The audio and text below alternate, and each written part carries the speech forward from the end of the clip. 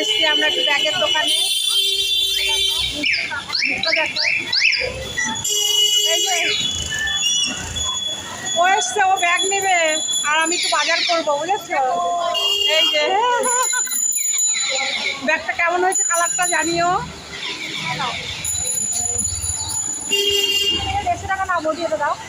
দেখো চারিদিকটা দেখো কি বৃষ্টি।